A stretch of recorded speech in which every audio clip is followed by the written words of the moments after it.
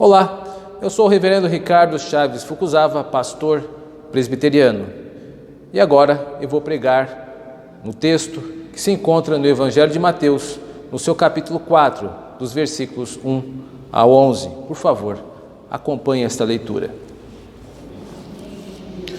A seguir, foi Jesus levado pelo Espírito ao deserto para ser tentado pelo diabo.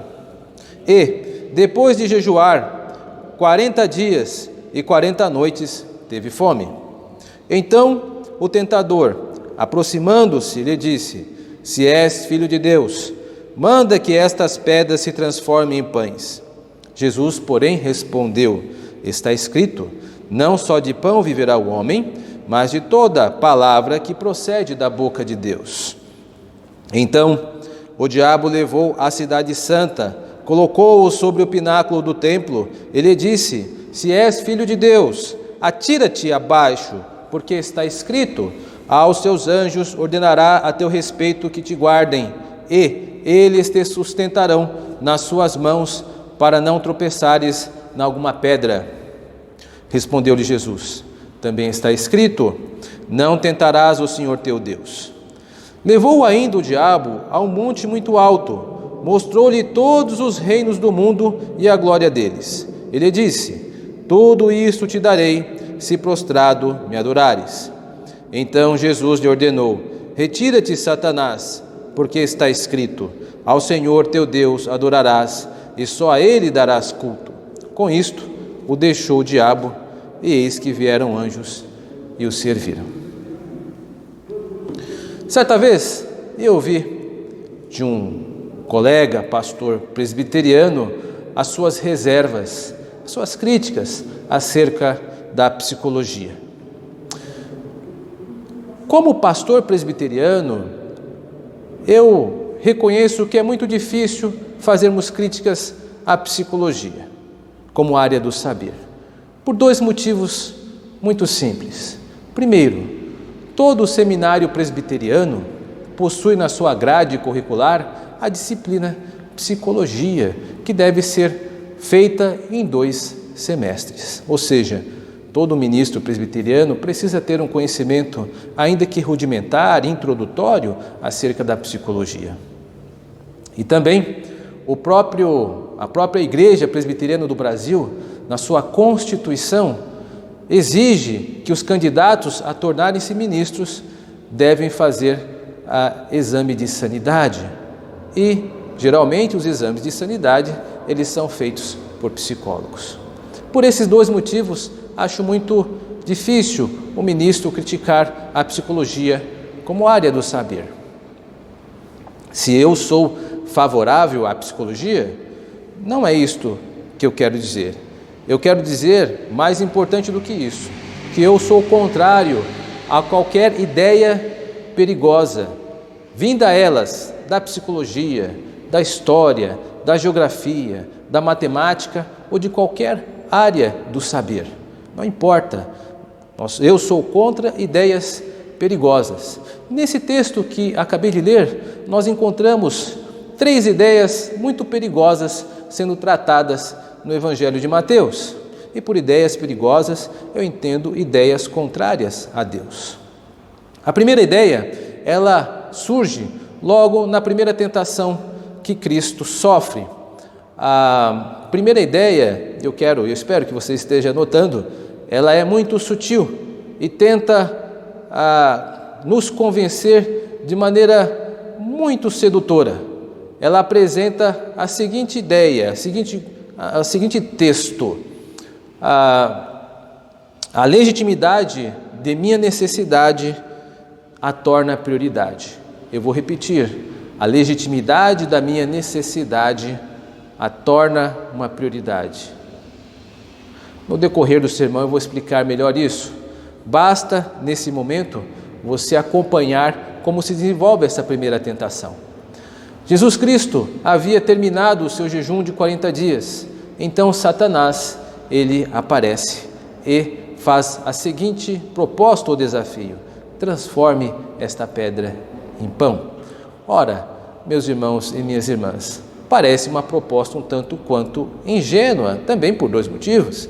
Primeiro porque o jejum de 40 dias já havia se encerrado e Jesus logo iria se alimentar mesmo. E segundo, porque no decorrer do seu ministério terreno, Jesus Cristo efetuou milagres de grandeza parecida. Por exemplo, Jesus Cristo, ele transformou a água em vinho. Em outro momento, multiplicou pães e peixes.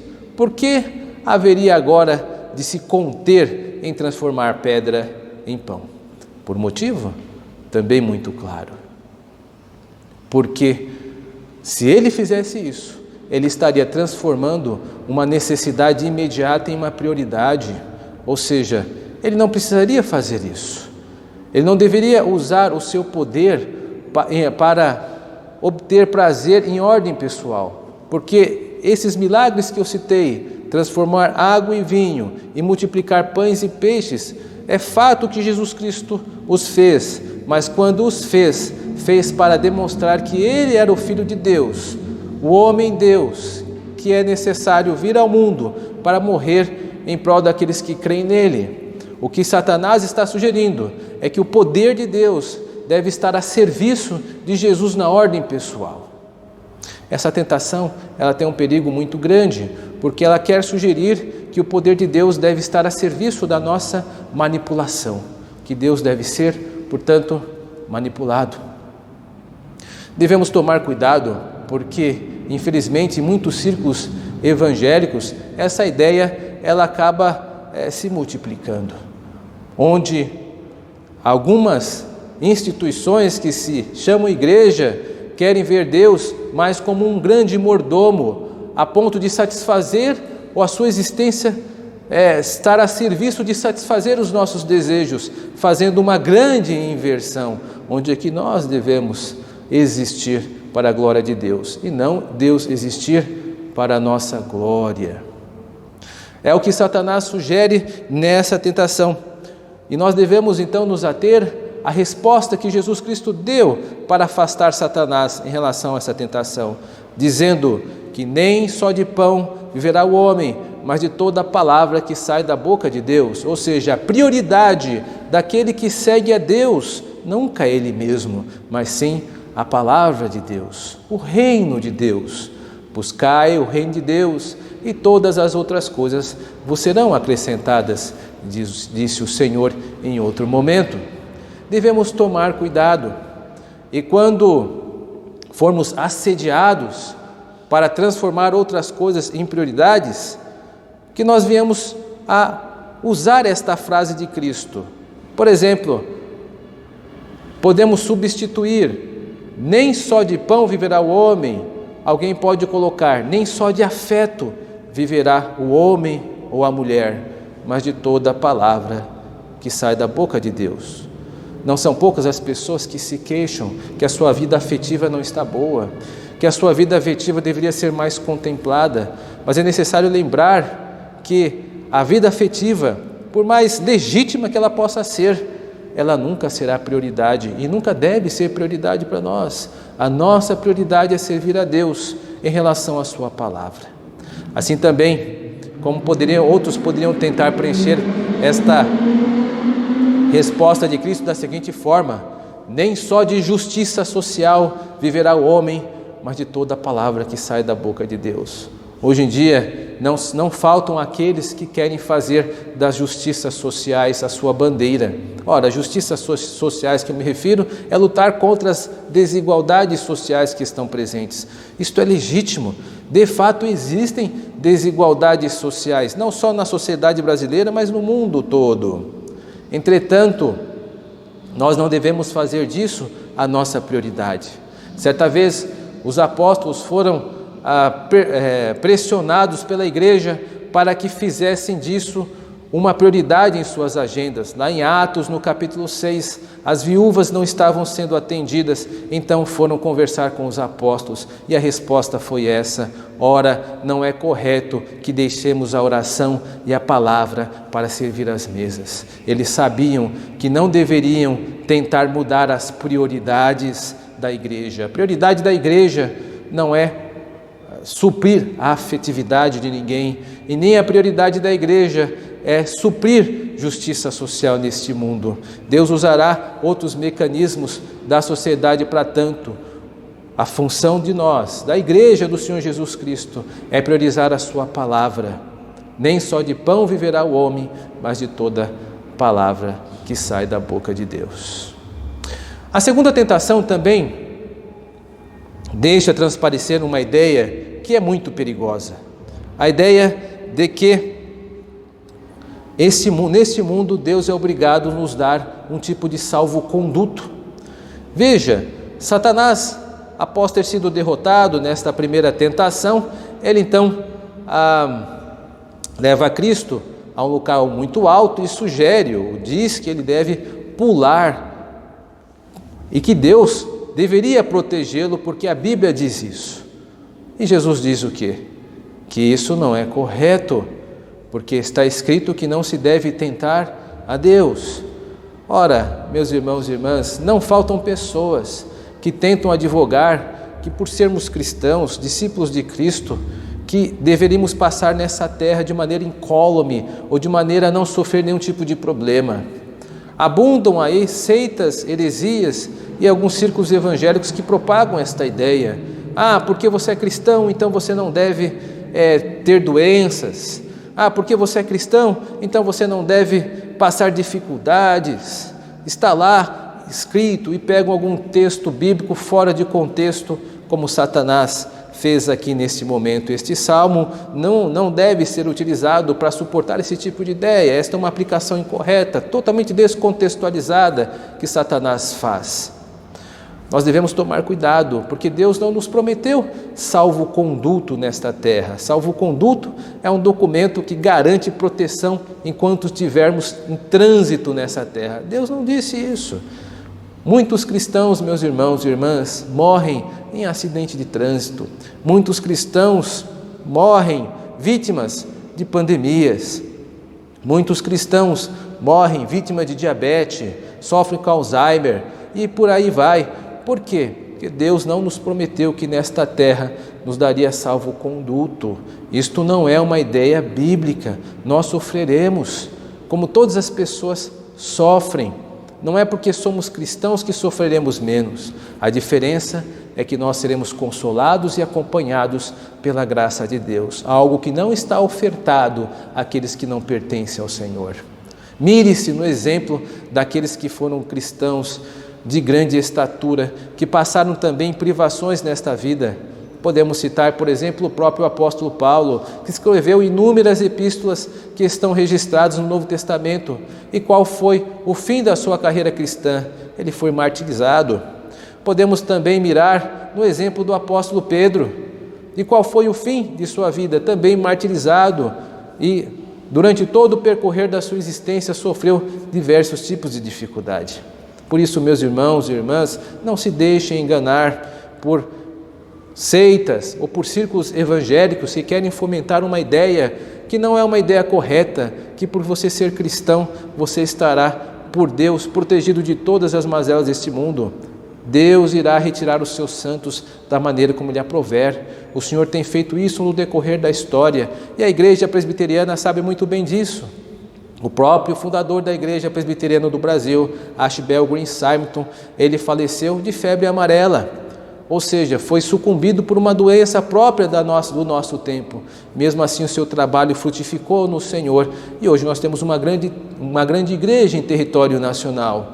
Ou seja, Deus não nos poupará e nem nos dará salvo-conduto nessa terra, entretanto dará o suporte necessário e a graça do Senhor deve nos bastar. Uma terceira ideia perigosa que ocorre nesse texto ocorre na terceira tentação, e é a seguinte: os fins justificam os meios. Satanás, após ter sofrido derrota nessa sua segunda tentação, investe então de uma forma muito mais direta na terceira tentação e mostra a Cristo todos os reinos da terra e diz que daria a ele se prostrado o adorasse. O que Satanás está propondo a Cristo é um atalho. O nosso Senhor Jesus Cristo sabia que deveria sofrer para cumprir o seu propósito aqui na terra. Desde o livro de Gênesis, no capítulo 3, verso 15, está lá estabelecido que o filho da mulher sofreria grandes dores, mas conseguiria redimir a humanidade. Também em livros dos profetas, como no profeta Isaías, no seu capítulo 53, há todo um poema ilustrando as dificuldades do servo sofredor, o qual é o Messias, nosso Senhor. Por isso, Jesus Cristo sabia que não deveria incorrer em seguir qualquer atalho, ele deveria caminhar até a via crucis. Mas Satanás estava propondo para ele quebrar as regras e conseguir o que ele veio fazer com meios mais fáceis. Meus irmãos e irmãs, não existem atalhos no caminho que nos leva para o céu. As regras que Deus fez para seguirmos devem ser seguidas, como o Senhor estabeleceu. Satanás, nesse texto, ele está aqui a criticar o legislador, aquele que compôs todo o plano de salvação. E Cristo, com certeza, não se solidarizaria com esse tipo de postura. Por isso ele afasta, dizendo que não faria isso. E Satanás, então, é derrotado na sua terceira tentação. Meus irmãos e irmãs, devemos tomar cuidado, porque estas mesmas ideias, tão presentes na tentação de Cristo, ainda estão operantes em nossos dias. Nós devemos observar bem as ideias que movem as ações dos homens e das mulheres e guardar-nos dessas ideias perigosas. Portanto, tome cuidado. É certo que você possui necessidades legítimas, como eu disse aqui, falta de afeto, ou até mesmo sofrendo por injustiças sociais, mas estas necessidades legítimas não devem ser a sua prioridade como cristão, como cristã. A sua prioridade é o reino do céu e a sua palavra. Também deve tomar cuidado com a segunda ideia, ou seja, que Deus não nos é obrigado a dar salvo-conduto nesse planeta. Deus não nos prometeu poupar-nos de tudo, mas Ele disse que nos daria o apoio e graça para suportarmos tudo aquilo que tivermos que passar nesta terra. E por terceiro, meus irmãos e irmãs, os fins nunca justificam os meios. Nós entramos nesta vida cristã e faremos o que deve ser feito para a honra e glória do Senhor, custe o que custar. Portanto, tenha cuidado com as ideias, meus irmãos e irmãs, muito cuidado também com as nossas ideias, com os nossos pensamentos, mantenha sob custódia. Não importa se essas ideias erradas venham da psicologia, venha da geografia, ou venha do José, seu colega, da joseologia, ou que venha do seu vizinho, da vizinhologia. Não importa de onde provenha e de que área e de que campo essa ideia possa vir. Se é uma ideia perigosa, uma ideia contrária a Deus, ela não deve ser acolhida por nenhum de nós. Que Deus possa muito nos abençoar. Amém e amém.